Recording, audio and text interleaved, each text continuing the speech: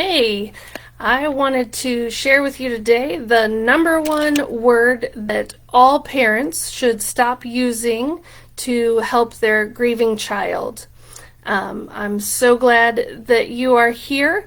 My name is Dr. Annette Athey, and for those of you who may not know me, I'm a grief specialist and a child development expert. I've been working with children and families for 20 years. If you feel like it's an uphill battle to get your kids to be active on their healing journey from grief, stick around. You will find the number one word that you should eliminate from your vocabulary starting today. So, for those of you that are here, if you would comment #live so that I know you're here. And for those of you who are possibly watching the replay, if you want to comment #replay, that helps the video stay in the news feed for those who may have missed it.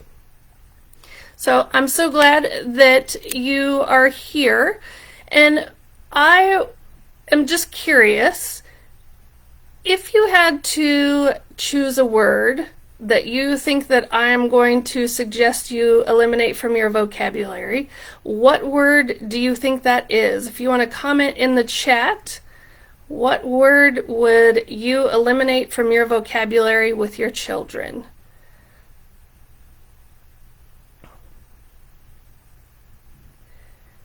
So, it is not the word no, just in case you were going to comment that. It is actually the word need. And the word need invokes a reaction out of us. It does us as adults as well as our children. And one of the things that I think all parents need to be aware of, and I've talked about it in some of my other videos, but our nervous system, and I like to refer to Stephen Porges and Deb Dana's work on the polyvagal system, and I know that sounds like a $20 word. And if you decide to take my course later on and work with me in coaching, you will be mapping your nervous system, again, your polyvagal system, to understand why you react the way that you do. And the word need is one of those that makes our nervous system react, and not in a good way. So if you think about the statements, and we've probably all been guilty of this in our parenting, not only about grief, but just in general, when we say, you need to do this. Specifically, when we're talking about grief, you may say, you need to talk about it, or you need to talk about him or her. You may even say, you need to cry. You need to express your feelings. You need to grieve. And what most of us hear when we're told, you need to do something, we get activated in our nervous system, and we have the response of, no, I don't. And so we immediately become defensive.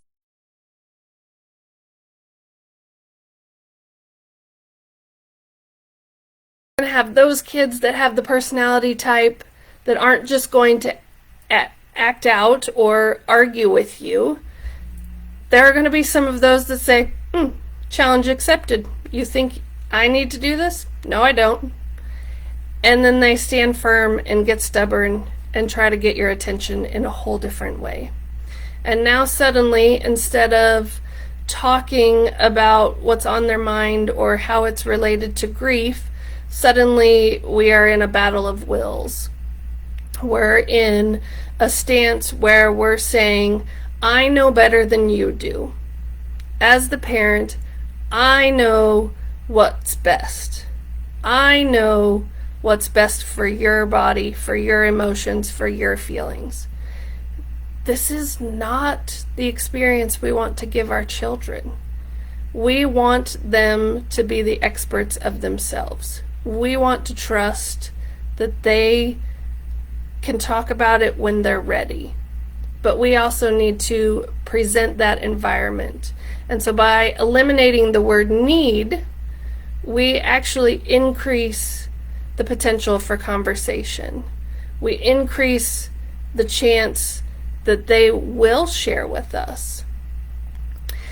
I did some consulting with an elementary here in Kansas over the school year, and I brought this same conversation to the teachers and the paras, talking about kids who had trauma, kids who had loss, and just kids in general, and encourage teachers to remove the word need from their vocabulary. So not saying to a child, you need to do your homework, you need to go get your pencil.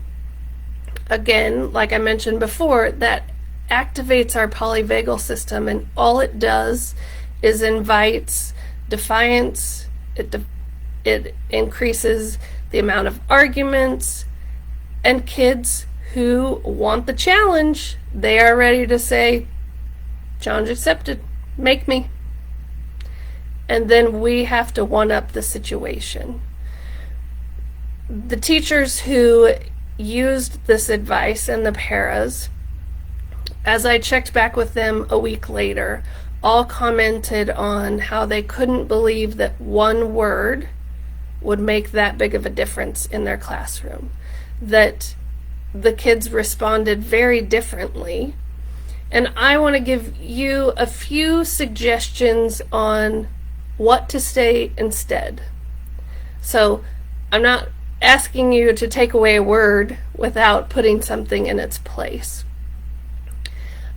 I think lots of times when we stop and think about why are we saying the word need. So let's use the first example with you need to talk.